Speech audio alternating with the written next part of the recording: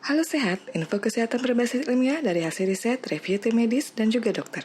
Jangan lupa subscribe. Banyak orang yang belum mengenal istilah erotomania.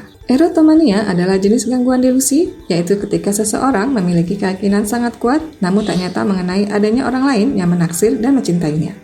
Padahal faktanya, orang yang ia kira menyukainya belum tentu benar-benar memiliki perasaan khusus padanya. Kondisi delusi ini tergolong sangat jarang dijumpai, dan seseorang dengan erotomania rata-rata meyakini publik figur tertentu sebagai orang yang memiliki perasaan padanya. Mendengar berita, menghayal, serta akibat dari menonton TV bisa saja menjadi pemicu seseorang memiliki keyakinan kuat bahwa sosok selebriti, konglomerat, hingga pejabat menyukai dirinya. Jadi, erotomania bukanlah suatu kondisi delusi yang muncul dari kenyataan, melainkan lebih kepada imajinasi. Wanita memiliki resiko lebih tinggi mengalami erotomania daripada pria. Ketika seseorang tanpa sadar memiliki gangguan delusi, maka bahasa tubuh dan ekspresi wajah orang lain dapat dengan mudah dibaca secara keliru. Gangguan delusi yang sudah ada pada diri seseorang akan membuatnya mampu menyalahartikan sebuah ekspresi dan bahasa tubuh orang lain. Orang lain bisa saja sebenarnya bersikap biasa, namun seseorang mampu mengartikannya sebagai tanda bahwa orang tersebut tertarik dan mencoba mendekati. Para ahli sekalipun belum menemukan jawaban pasti apa yang menyebabkan erotomania dan mengapa hal semacam ini dapat terjadi. Orang-orang dengan beberapa hal berikut ini lebih rentan mengalami gangguan delusi yang terus berkembang seiring waktu. Sering menyendiri, memiliki rasa percaya diri dan citra diri yang rendah, atau sehingga dengan meyakini sebuah delusi yang diciptakan, perasaannya akan jauh lebih baik. Mengalami stres, kehilangan kerabat atau teman dekat, sehingga ada kecenderungan untuk mencari rasa aman pada orang lain, di mana perhatian dari orang lain tersebut pada akhirnya dapat disalahartikan sebagai sebuah rasa ketertarikan secara romantis. Terlalu sering menggunakan media sosial karena privasi akan berkurang dan batasan-batasan yang seharusnya ada menjadi hilang. Sebab pada umumnya, orang lain dapat melakukan stalking atau mengintek aktivitas orang lain di media sosial. Mengendalikan rasa trauma dan stres dengan cara yang cenderung tak biasa. Perlu diketahui bahwa erotomania dapat menjadi sebuah gejala dari sejumlah kondisi mental seperti Alzheimer, bipolar, skizoafektif, dan skizofrenia.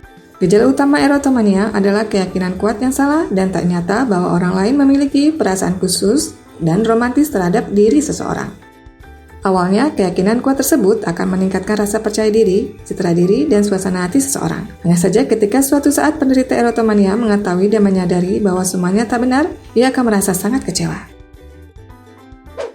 Selain perasaan yakin bahwa orang tertentu menyukai penderita, beberapa gejala yang juga timbul dan sangat tampak pada penderita erotomania adalah memiliki obsesi untuk selalu menemui seseorang yang dianggap tertarik padanya, membicarakan terus-menerus sosok yang diyakini memiliki ketertarikan dan perasaan romantis padanya, mencoba berinteraksi dan berkomunikasi dengan orang yang diyakini memiliki ketertarikan padanya, memiliki obsesi untuk mengikuti setiap hal dan kabar mengenai publik figur yang diyakini memiliki ketertarikan padanya, memiliki semangat hanya ketika membicarakan sosok yang diyakini mencintainya.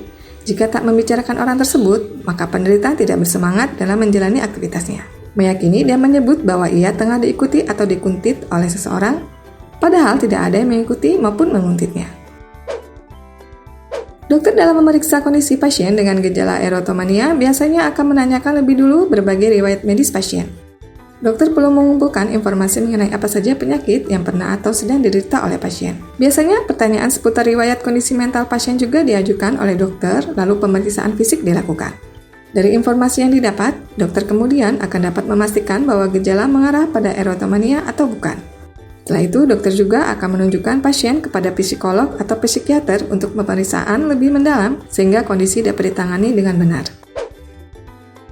Erotomania bukanlah gangguan delusi biasa. Walaupun kasus seperti ini jarang dijumpai, bila dibiarkan, maka penderitanya dapat mengembangkan perilaku agresif. Pada beberapa kasus erotomania, penderita dapat melakukan hal-hal berlebihan yang berakibat menjerumuskan diri sendiri hingga tertangkap dan dipenjara. Penderita dengan gejala erotomania yang semakin buruk dan berkembang akan melakukan pelecehan hingga penguntitan yang tak masuk akal dan dapat melawan hukum. Erotomania sulit untuk dicegah, terutama bila hal ini berkaitan dengan faktor genetik. Hanya saja untuk meminimalisir resiko penderita mengalami komplikasi serta hal buruk lainnya, maka deteksi dan penanganan dini sangat diperlukan bila gejala mulai sering muncul. Keluarga atau sahabat penderita dapat segera membawa ke psikolog atau psikiater untuk proses pemeriksaan apabila mendapati gejala-gejala delusi yang mengarah pada kondisi erotomania. Demikian pembahasan mengenai erotomania. Bila ada pertanyaan, bisa tuliskan di kolom komentar. Info yang kami berikan telah melalui validitas informasi kesehatan yang aktual dengan pendekatan ilmiah, direview tenaga ahli dan dokter. Jangan sampai Anda melewatkan info kesehatan yang krusial dan mungkin dapat menyelamatkan keluarga dan teman kita. Jangan lupa subscribe dan nyalakan lonceng notifikasi agar tidak ketinggalan info dari Halo Sehat.